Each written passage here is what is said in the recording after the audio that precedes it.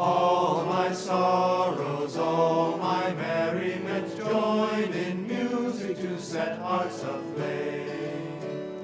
Father, now that I wander with thee, flowers and fields are alive with thy joy. All that I own to thee I've given, now I sing in thy love I am free. Father, now that I dance in thy name, birds and animals share in my song. All my sorrows, all my merriment, join in music to set hearts aflame. All my sorrows, all my merriment, join in music to set hearts aflame.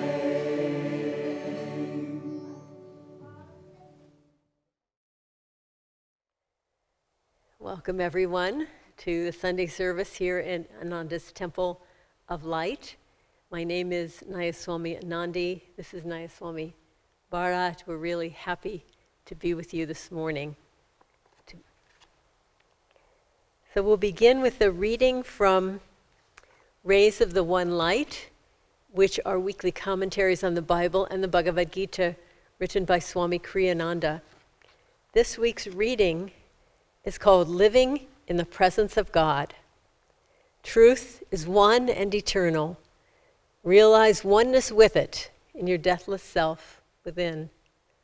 The following commentary is based on the teachings of Paramahansa Yogananda.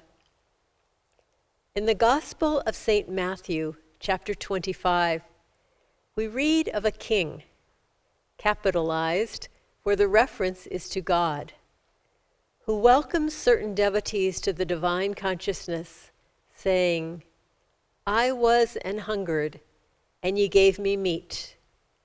I was thirsty, and ye gave me drink. I was a stranger, and ye took me in. Naked, and ye clothed me. I was sick, and ye visited me. I was in prison, and ye came unto me. The elect asked him when it was they had served him in these ways, and the king answered, Verily I say unto you, inasmuch as ye have done it unto one of the least of these my brethren, ye have done it unto me. To see God as residing in every human being, as indeed he does, is to open oneself to limitless opportunities for serving him. Paramahansa Yogananda, in Autobiography of a Yogi, described a saint who lived in this consciousness as, quote, the greatest man of humility I ever knew. He described a seemingly chance encounter with this saint. Another day found me walking alone near the Howrah Railroad station. I stood for a moment by a temple, silently criticizing a small group of men with drum and cymbals who were violently reciting a chant. How undevotionally they use the Lord's divine name in mechanical repetition, I reflected. My gaze was astonished by the rapid approach of Master Mahashai. Sir, how come you here? The saint, ignoring my question, answered my thought. Isn't it true, little sir, that the beloved's name sounds sweet from all lips, ignorant and wise? He passed his arm around me affectionately. I found myself carried on his magic carpet to the merciful presence. If you would see God, watch for him everywhere. If you would hear his voice, listen for it in all sounds, and also in their supporting silences. If you would know God, seek his wisdom behind merely human knowledge. The Bhagavad Gita in the 6th chapter states, one who beholds my presence everywhere, and all things dwelling equally in me, he never loses loving sight of me, nor I of him through all eternity. Thus, Through Holy Scripture, God has spoken to mankind. Om, Om, Om.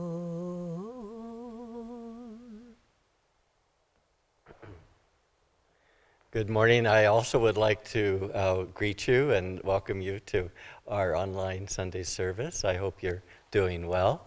I'd like to read from Whispers from Eternity, a book of mystical poems by Paramahansa Yogananda. And the title of this poem is, Tune us that we may hear thy voice. Volumes of thy Savior voice resound through the loudspeaker of every loving heart. The voice of thy wisdom roams through the ether of space, seeking everywhere hearts that are tuned to ecstasy. Sadly, thy warning sermons pass unheard by souls deafened with the static of sense pleasures. O divine broadcaster, tune our souls long distracted by the static of our indifference. Fine-tune us with the delicate touch of soul perception. Grant us the privilege of hearing thy magic melodies in the ecstasy of divine awakening. Paramahansa Yogananda said that there are two ways of finding God. One is through meditation, and then the other is through serving others. Jesus Christ's beautiful commandment, love thy God with all thy heart, with all thy, getting confused with the order, with all thy, no, that's fourth, but we'll do with all thy mind, and with all thy strength, and to love thy neighbor as thyself. And so Yogananda also spoke about the cross. And the cross as a symbol predates the Christianity, of course. The vertical part of the cross is the soul's aspiration to merge with God. And the horizontal cross is the desire of the devotee to share truth with the world. And we both are needed. We have to ascend the vertical part of the cross because you can't love others unless you experience the love of God. Because when we love others, we're exercising that power within us. And if we receive a small measure of love from God, that's all we can pass on to others, is a small measure of love. But if we experience a full measure of God, and our heart is just singing with God and universal love, well, that's what we can convey to other people. So it's so important to, they both balance and complement each other, both aspirations.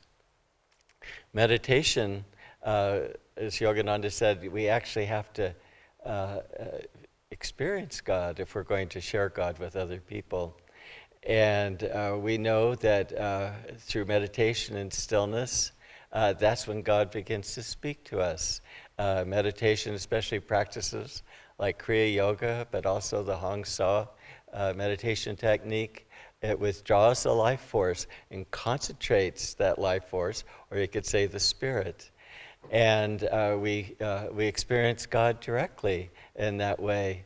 Yogananda said that after the practice Kriya Yoga, which centralizes all the energy in the spine, that the devotee prayers are 10 times, even 100 times more effective through that kind of consolidation of the life force. And we're really offering all ourselves up to God.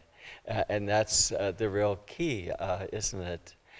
St. John of the Cross spoke of that one deep devotee who's in communion with God, they're an act of divine love that is in God consciousness is worth all the other actions of sincere and monks and nuns and priests in the church that don't have the meditative consciousness, because they don't have their whole being is quite as much behind their actions.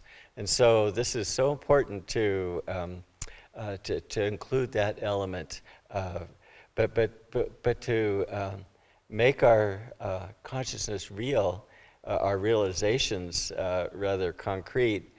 We need to express them outwardly to other people, and this softens the human heart and expands our sense of identity with all. And it's just we grow in love through acts of love. Yogananda said that to receive love, first we have to learn how to give love. And we can do that in meditation and through our chanting. But it's so important to bring our actions into the cold light of day. I was thinking about meditation, and we can have certain attitudes that we meditate with, and there's no one really to correct us unless we have a spiritual teacher that is aware of our energy, and we can just try and go along happily and with the same sort of attitude that limits us. Yogananda said that many sincere young men in the Himalayas would go to seek God, and they would start out with all the wonderful intent in the world, and they would begin maybe meditating 4 hours a day, and then it would slip to 2 hours a day. And then he said they just wouldn't meditate at all. They'd just sit by the river and chat with their friends. And he said they became spiritual bums just because they didn't have a way, an opportunity to serve and to make their energy dynamic. Well, in the same way, to really develop purity of heart, we do that through the meditation techniques because we transcend the individual self through deep experiences in meditation. There's no doubt about that, but those experiences only come when it's a pure self-offering, and we aren't trying to get something from God, but when we're trying to offer ourselves completely into God. As Yogananda, he said that we should feel joy in our own nothingness, and we should feel great joy in God's everythingness. And having that attitude that God is the only reality, the only thing that we want, then everything can come to us because we have the purity of heart to really handle that consciousness appropriately. So the outward service is just so important because our consciousness is omnipresent. We are everything. We are everyone. And as you go into meditation, you can begin to experience that. And, it's very interesting. Yogananda said that the life force is locked in the human body and in most people. And so our consciousness is of just matter and our own individual form, separate from everything else in creation. And so, as John Muir said, we're like hard marbles, not touching but nearby, but separate. And we want to break that. The whole spiritual path is really learning to expand one's own sense of identity in a real way, not intellectually, but in a very intuitive, feeling way, where you're just really beginning to feel yourself in everything. And how does that happen? Well, in a very, very concrete way. Yogananda said that as we calm our energy, we still our consciousness, the life force starts to go into the spine, and into the spine we get in touch with deeper realities beyond the physical world, the energy world, the astral world, the causal world, the thought world. And what happens is that the life force that's trapped in the body escapes from the body. And it starts to join with the cosmic life force all around us. Yogananda said that calm feeling is intuition. I thought about that. And when our awareness, because feeling is that aspect of human nature that self-awareness. When we have awareness of ourselves beyond the body and everything around us, that's when we really know things. That's when we really are everything. And it's actually a thing that happens. Just what happens to all the techniques through the withdrawal of the life force in the meditation on Om, the seat of the ego is in the back of the head. And once you listening to these inner sounds, you feel them in the head, and it breaks out through the whole body. And the ego is not referenced anymore in that point, and you just escape that identity, and then it goes beyond the body. And then our consciousness spreads with that, and we just become greater, and we start to see and feel ourselves in everything. Yogananda said that the human consciousness, when it gets trapped in the body, is like compressing all of cosmic spirit in 1 cubic foot of air. And because of desires and sense identification, he called the ego the soul identified with the body. And so it's just trapped. And he said, Divine Mother is very sad for us and disappointed because our nature is everything. But we're so identified, so small. But once you break the shell of that cubic foot of air or the body, that air just spreads out to 1 million and even more cubic feet of air, and our consciousness spreads out with it. And that's what happens through meditation. But also that happens in a very real way with the heart. Because if we treat other people as we would like to be treated ourselves, what happens is that we start to forget about ourselves. And in self-forgetfulness, that's when we know God. Yogananda said that when we're in the present moment, we have God. Well, why do we have God when we're in the present moment? Well, if we're really, truly in the present moment, we have no personal history. We have no past. We have no future. We have no self. We just are with life. And we haven't set an enclosed boundary that's separating us from everything else. The ego always draws everything in reference to its own self, drags every experience, and then interprets it how it benefits from that experience. And what we want to do is just toss the ego away because it just filters everything in such a limited way, a contracted way, that really prevents us from having that sense of unity with others. Kindness is the human manifestation of divine love. And divine love comes from having a sense of oneness with God. And there's a beautiful story of Father Kolbe. He was a Polish priest, and he was in Japan before World War II, and then he was back in Poland.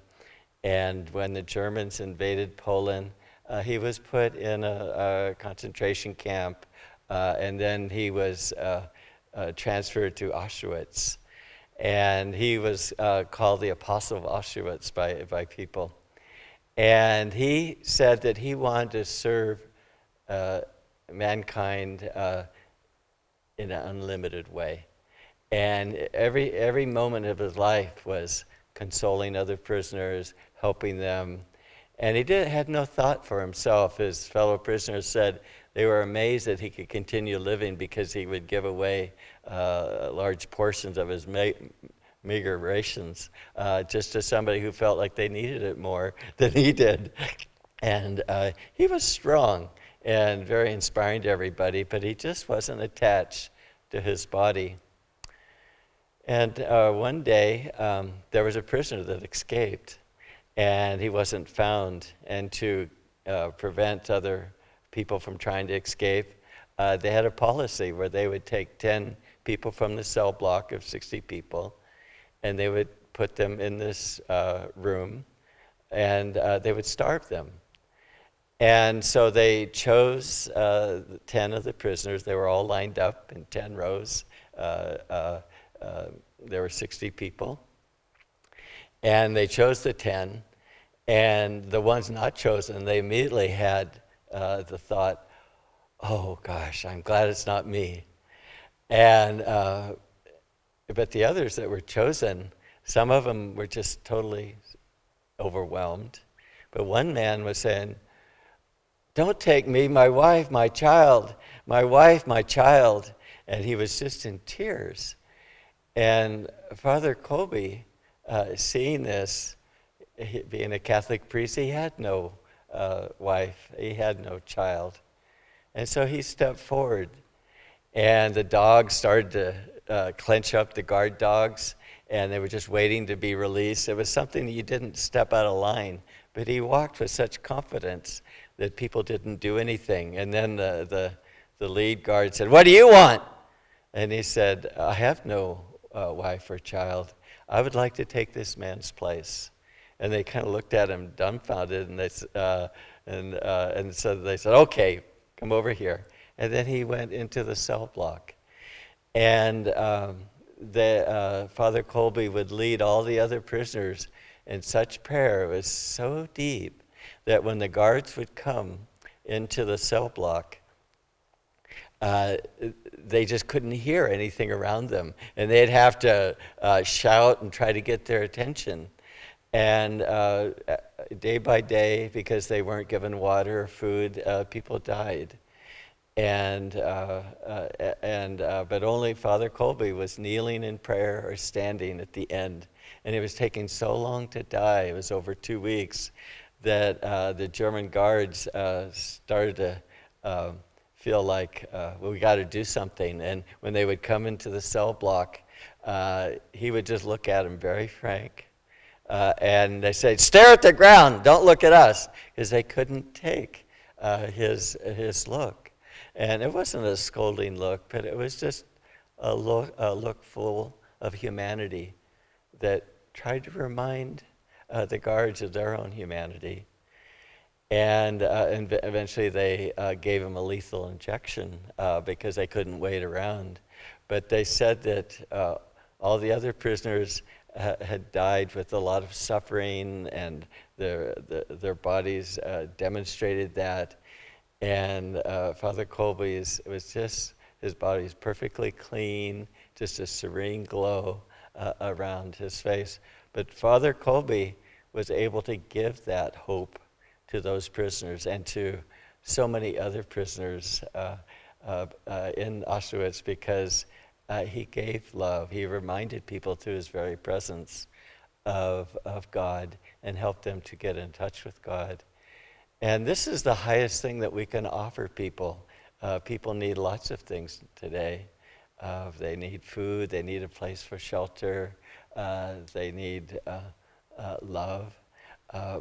And in any form that we give to people, if we can offer that sense of kindness, that sense of that we are one and united with each other, and if we can offer in that way to them, that will really touch their heart. There's Swami Kriyananda's life was just full of kindness. He was so present with all of us, and he could see deep inside each one of us because he loved us, but he was in touch with God's love. And he would offer counsel so subtly and so life-affirming that you were just lifted up. And you could correct your course in that love, because it was just so loving and freeing that you felt totally safe. And it was so insightful. And it just often took just a little word, and you could go, oh, okay. And then you could just self-correct and live your life accordingly. And that's the way, in just simple ways, we can express that kindness. During my first years at Ananda, I was new to the monastery, maybe 3-4 years. And I was on a lecture tour. My book, Sharing Nature with Children, was published, and I went to New York. And knowing that I had to fly across the country, And then I was landing, maybe 11 o'clock at night. And then there's a bus station called the Port Authority in New York. And I was going to have to wait there 8 hours before I could take my early morning bus to go to my lecture in White Plains, New York. And so somebody gave me the address of the Integral Yoga Institute. At that time, we were really close with them, and we still are with some members. We call them our first cousins, because we were all doing the same thing. They have a community in Virginia, we have a community in California, and we just really loved each other. I had met some of them, but not really well, just mainly seen at the village. So when I was there at the Port Authority, I called the number that I had. And I was a rural boy growing up, and I hadn't really spent much time around cities. And in the Port Authority, there's everything that was going on, drunks and drug addicts and prostitutes, and you're all crammed together. And it would have been a long night. I would have been safe, but it wasn't the highest vibration to spend 8 hours and then go the next morning and travel by bus and then give a lecture. And so the people at the IYI, they sent a contingent of people on the subway to pick me up, and then they took me to their health food store. And they were doing an all-night inventory. And it's not that they needed another able-bodied hands to help them with their work. It was satsang. And so they were chanting and stocking the shelves and doing things, and I was working along with them, and I worked all night with them and was just full of energy. And then came time to pick my bus up, so maybe it was at 6 in the morning. They got on the subway, and they all traveled with me to the Port Authority, and I had maybe half an hour before my bus. I was full of energy, and got on my bus, didn't sleep, and then gave my lecture, and then slept that night. And I thought about that in terms of, it made a real big impression on my life, because they were just so welcoming and so kind, and didn't think anything at all of it. And at Ananda and in India, they have a tradition to guest as God. And it's such a beautiful custom, because we see this as God himself or herself visiting, and we treat the person in a godly way, as a child, a divine mother, and it's our connection with each other that's more important than anything else. And when we live that way, there's love, and they touch us, and we touch them in the Spirit of God. And what more could we want but to touch on that level? Everything else just pales in insignificance. Everything is just nothing. We have to survive and get along and all that. But as Swami has reminded us so many times, the more that you give, the more that you'll receive in return. But the thing is that we aren't doing business, are we? We just give out of a full heart, because we know that when we give, we feel this joyous sense in ourselves. And it's just a delight in the giving and the love flowing through us. As Yogananda said, the instrument is blessed by what flows through it. And that's the only reward that we need. And that's the greatest reward of all. And whatever comes or doesn't come, it doesn't matter. There's a wonderful story about this kingdom. It was the realm of light, where the river Om merged into the cosmic sea. And King Darshan was getting old in his years, and he wanted to spend his last remaining years just in contemplation of God. And he told all the people in his kingdom that he was going to make a big announcement in 3 days. Well, people in the kingdom were very excited, because King Darshan was always a very generous king, And people came thinking, well, maybe we can get something from the king. And so everybody came, everyone. Happened to be a beautiful little 7-year-old girl named Elizabeth. She came too. And she was in the habit of sitting next to King Darshan whenever there was an event. And she would just sit quietly right next to him. And so she was there. And King Darshan, he said that God has spoken to me, and it's time for me to renounce the wealth of my kingdom, and I'd like to share it with all of you. Well, immediately everyone in the kingdom, in the room in the presence of the king was so excited. And they started running even before he was done with his announcement. And some ran for the crown jewels, and others ran for the very priceless paintings. And people were carrying out as much as they could out of the palace. And the only one that wasn't moving was Elizabeth, and she just stayed there by the king, not moving at all. And eventually, it was only the king and Elizabeth left in the palace, and everything else was gone. Well, the people enjoyed their new acquisitions for a while, but after a while, some of them broke, some of them were stolen, or some of them became old hat. And their lives just returned to the way their lives were before. But Elizabeth, she just sat by the king, and he asked her, "What do you want, my child?" And Elizabeth stood up, and she walked over to the king, and she reached out with her hands like this, and the king reached out with his hands, and she said, "I want you." And what she received from the king was a deep inner blessing. And he smiled, the king smiled, and he passed on a lot of his spiritual magnetism to Elizabeth, because that's the secret of creation, that God has put us in this world to see if we're satisfied with things, material things that don't really express our true nature and the nature of God. And we can get by and that, but we're just sort of half asleep, or maybe even a tenth asleep.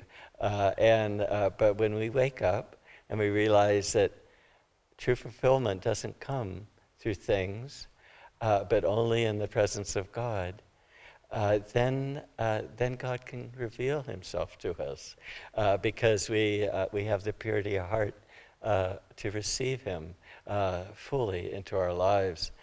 And at that moment, that's when we really begin to see God not only in ourselves, but God everywhere, in everyone.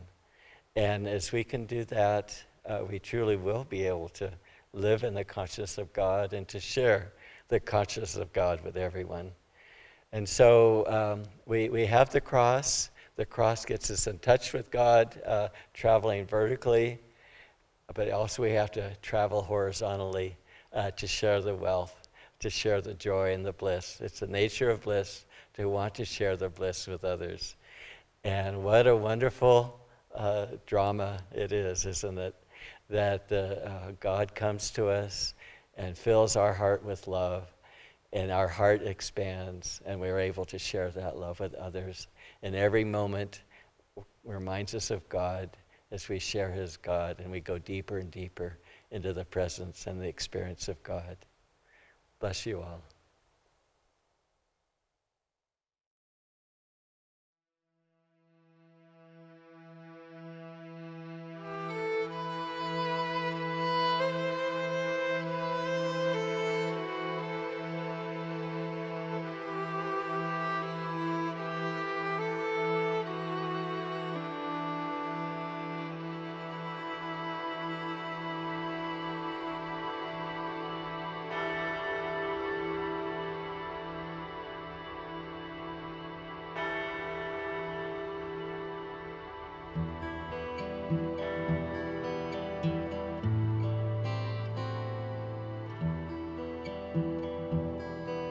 A poor little girl walking in the cold, her clothing all tattered and thin.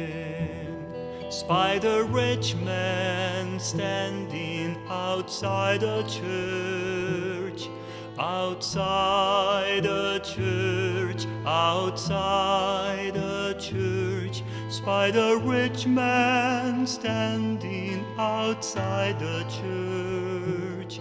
The service about to begin. Please, sir, she said, hear an orphan child. The cold winds of winter have come. I've no place to live, not in all the world.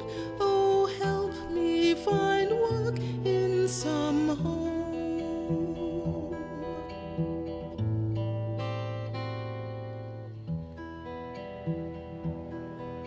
The rich man frowned. Don't you hear that hymn? Good people have gathered in prayer. It's a day for worship, impious girl, impious girl, oh impious girl. It's a day for worship, impious girl. Don't speak here of earthly affairs. He turned then and entered the holy church. The girl wandered down the cold street, and there all at once she beheld a small boy. No jacket, no shoes for his feet.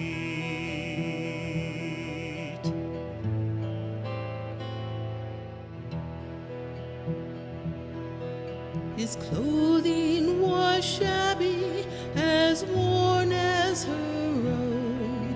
He shivered against a closed door.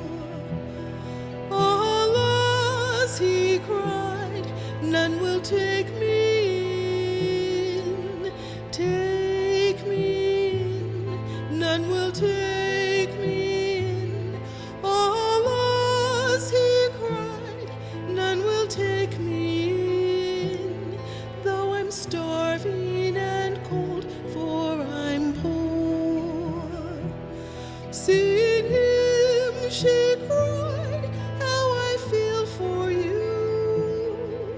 It's bitter with no friends to live. Here, please take my shawl, it's all I can spare, though it's shameful so little to give.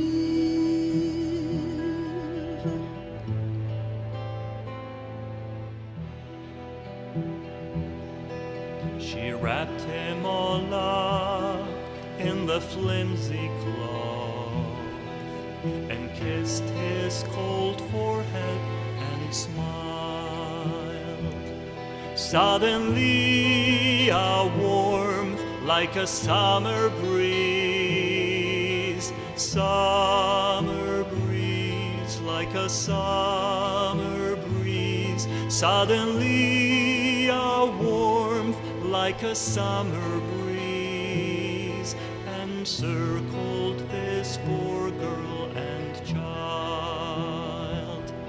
And the tender voice said, my daughter, I'm here. No more shall you weep without friends, for in yonder church there's no love like yours. Those with pure hearts, their needs I attend.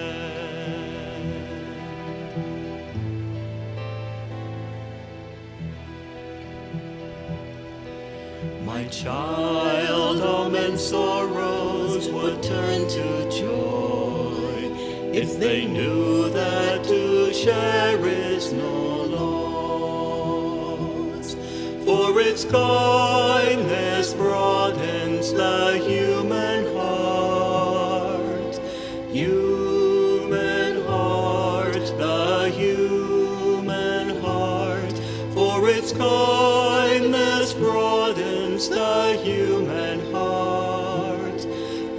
I know, I who died on the cross. Worship means but love, and my love you found by your gift to me here in the cold. And she found their clothes were now woolen and warm, and the shawl was now spun of